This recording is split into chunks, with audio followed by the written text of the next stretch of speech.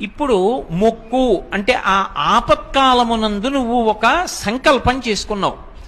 ఈశ్వరా, నన్ను ఈ ఆపద నుంచి గట్టున బడై, నేను పట్టుకొచ్చి ₹1 హుండీలో వేస్తా, లేకపోతే నువ్వు నన్ను గట్టున బడై ₹1 నీ హుండీలో వేస్తాను అన్నావు.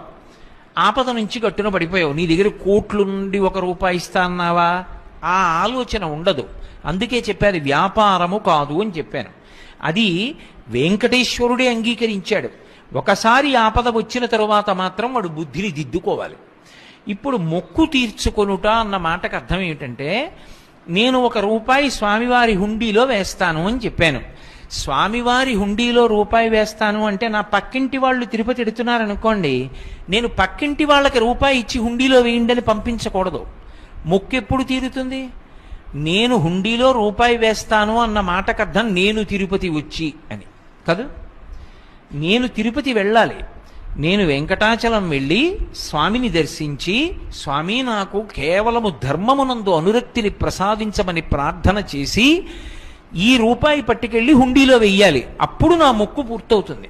అంతేకాని ₹1 వేస్తానన్నాను కదండి, ₹1 పంపించేశానుగా, నా మొక్కు ఎందుకు తీరదు అని అడక్కు.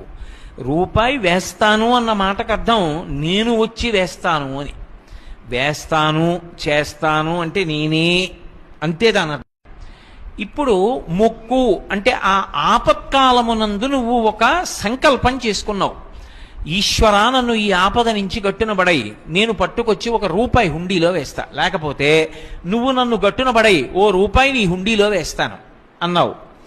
ఆపద నుంచి గట్టున పడిపోయావు. నీ దగ్గర కోట్లు నుండి ₹1 ఇస్తా అన్నావా? ఆ ఆలోచన ఉండదు. అందుకే చెప్పాను వ్యాపారము కాదు అని చెప్పాను. అది వెంకటేశ్వరుడే అంగీకరించాడు. ఒకసారి ఆపద వచ్చిన తరువాత మాత్రం వాడు బుద్ధిని దిద్దుకోవాలి. ఇప్పుడు మొక్కు తీర్చుకొనుట అన్న మాటకు అర్థం ఏమిటంటే, నేను ₹1 స్వామివారి హుండీలో వేస్తాను అని చెప్పాను. స్వామివారి హుండీలో ₹1 వేస్తాను అంటే నా పక్కింటి వాళ్ళు తిరుపతి ఎడుతున్నారనుకోండి, నేను పక్కింటి వాళ్ళకి ₹1 ఇచ్చి హుండీలో వేయండి అని పంపించకూడదు. మొక్కు ఎప్పుడు తీరుతుంది? నేను హుండీలో ₹1 వేస్తాను అన్న మాటకు అర్థం నేను తిరుపతి వచ్చి అని కాదు. నేను తిరుపతి వెళ్ళాలి.